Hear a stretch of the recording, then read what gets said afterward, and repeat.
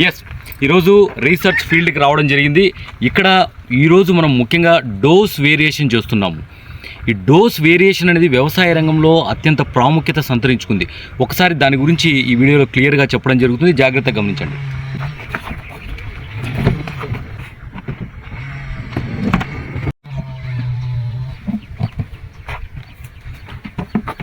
For example చూడండి, నేను యూనివర్సిటీలో రీసెర్చ్ చేసేటప్పుడు ఫర్ ఎగ్జాంపుల్ వైట్ ర్యాట్స్ ముందు ఆ ర్యాట్ వెయిట్ చూసి దానికి ఎంత మెడిసిన్ ఇవ్వాలనేది మనం క్యాల్కులేట్ చేసుకుంటాము.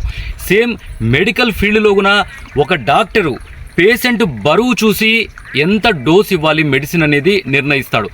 అదేవిధంగా మనము వ్యవసాయ రంగంలో కూడా డోస్ వేరియేషన్ అనేది తీసుకొని రావడం జరిగింది, సక్సెస్ కావడం జరిగింది. సో ఆ విధంగా మనకి ఇక్కడ చూస్తే ఇవన్నీ మనం డోస్ వేరియేషన్ చేయాలి.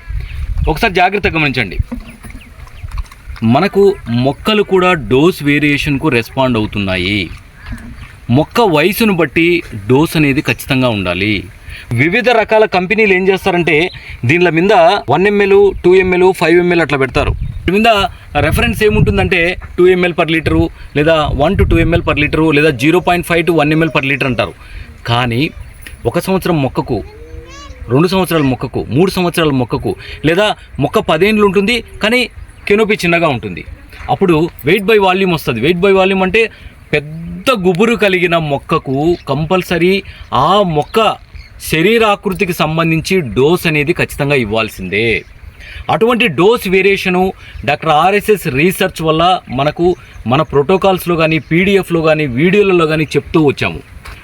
దాదాపు 2 సంవత్సరాల నుంచి డాక్టర్ ఆర్ఎస్ఎస్ రీసెర్చ్ ఛానల్లో అన్ని వీడియోలలో డోస్ వేరియేషన్ అనేది క్లియర్గా చెప్పడం జరిగింది, ఎంత మొక్కకు ఏ డోస్ వేయాలనేది.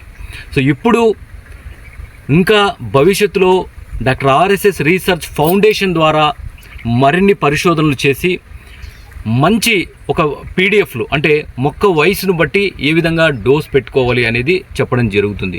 ఒకసారి జాగ్రత్తగా గమనించండి. మొక్కకు ఏదైనా వ్యాధి సోకితే ఫర్ ఎగ్జాంపుల్ ఆ ఫంగిసైడ్ మీద కానీ లేదా ఇన్సెక్టిసైడ్ మీద కానీ డోస్ ఉండేది 1 to 2 ml ఉంటుంది.